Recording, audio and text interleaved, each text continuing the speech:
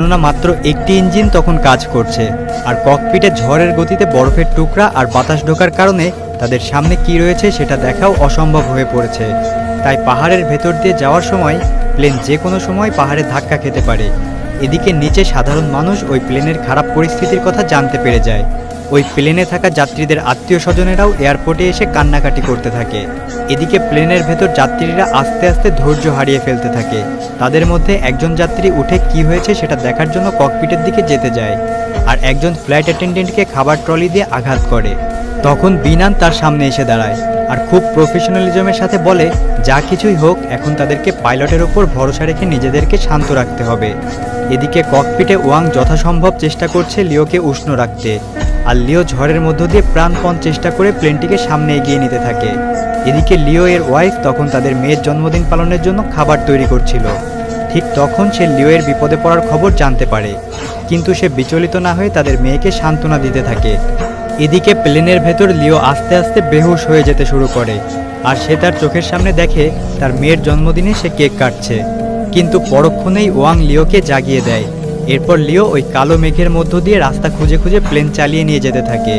Control রুমে থাকা সবাই রাডারে দেখতে পায় প্লেনটি সুউচ্চ পাহাড়ের ফাঁক ফোকর আর কালো মেঘের ঝড়ের ভেতর দিয়ে সামনে এগোচ্ছে।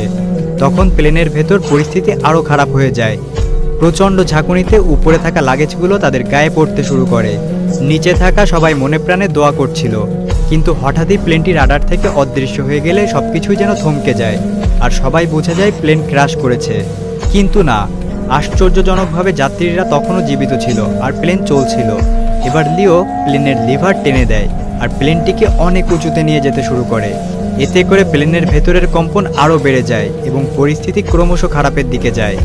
লিও এর মাথায় তখন শুধু একটা কথাই চলছিল, আর তা হলো ওই প্লেনে থাকা 119 জন যাত্রীর জীবন এখন তার হাতে। অনেক চেষ্টার পর অবশেষে প্লেন ওই মেঘের ভেতর থেকে বেরিয়ে আসে।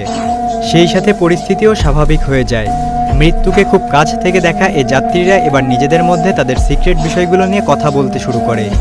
অনেকে তাদের জীবনের শেষ ভিডিও বানায় তাদের প্রিয়জনদের উদ্দেশ্যে রেখে যাওয়ার জন্য।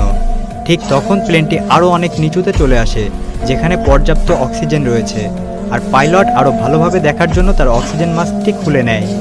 সেই সাথে তারা আবারও কন্ট্রোল রুমের সাথে যোগাযোগ করতে সক্ষম হয়।